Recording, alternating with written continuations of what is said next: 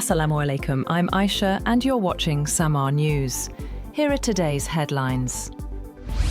The priority of talks between Iran and the United States this week in Istanbul is to avoid any conflict and de-escalate tensions between the two sides. A regional official said that a group of regional powers were also invited, adding that some of the countries invited to the talks at the foreign ministers level included Pakistan, Saudi Arabia, Qatar, Egypt, Oman, and the United Arab Emirates. The person said the main meeting would be on Friday and that it was important to start dialogue between the parties to avoid further escalation.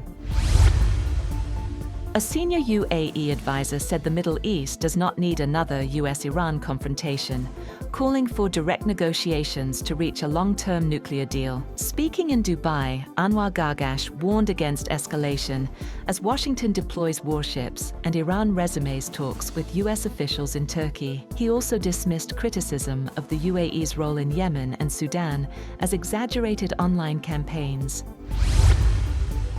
US President Donald Trump confirms talks with Iran following Tehran's announcement that it is ready to negotiate if discussions avoid threats and unreasonable expectations. Iranian President Massoud said talks should protect national interests, while Tehran's foreign ministry emphasized fairness and transparency. Trump highlighted both military preparedness and diplomatic dialogue, with ships deployed to the region as negotiations proceed. Meanwhile, Foreign Minister Abbas Araghchi reiterates that Iran is willing to resume dialogue, emphasizing fairness and respect for Iran's sovereignty and defense programs.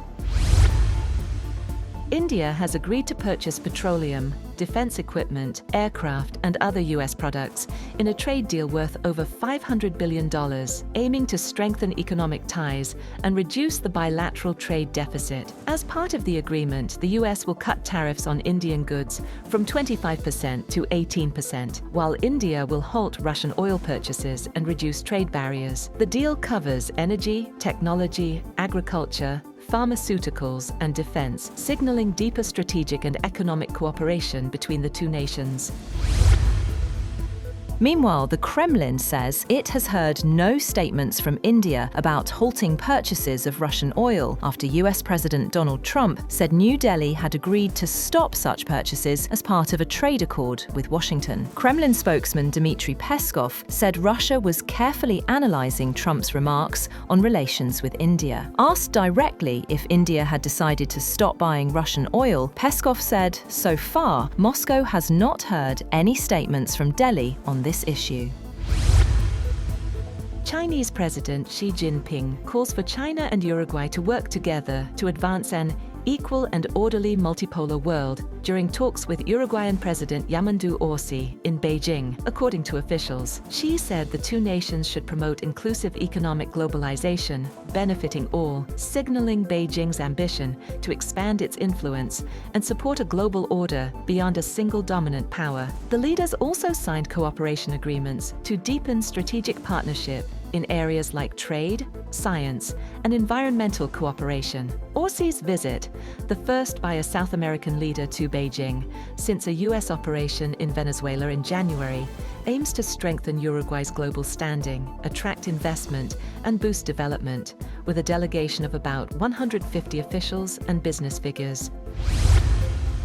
Ukraine has reportedly agreed with Western allies that persistent Russian violations of a future ceasefire would trigger a coordinated military response from Europe and the United States, the Financial Times reported on Tuesday, citing officials familiar with the discussions. Reuters could not immediately verify the report. The multi-tiered plan, discussed in December and January, would see breaches of an agreed armistice addressed in stages. Initial responses would involve diplomatic warnings and Ukrainian military action to halt violations. If hostilities persisted, intervention would expand to a coalition of willing nations, including EU members, the UK, Norway, Iceland, and Turkey. An escalated Russian attack would trigger a full Western-backed response, including US forces, within 72 hours. Envoys from Kiev, Moscow, and Washington are scheduled to meet in Abu Dhabi on Wednesday and Thursday to pursue talks aimed at ending the conflict.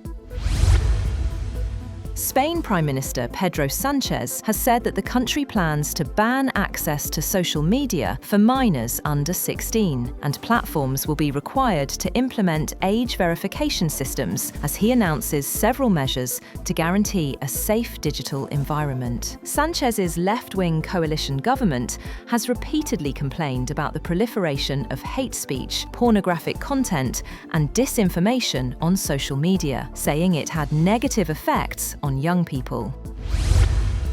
That's all for now. For more updates, visit www.samaa.tv. Thank you for watching Samaa News.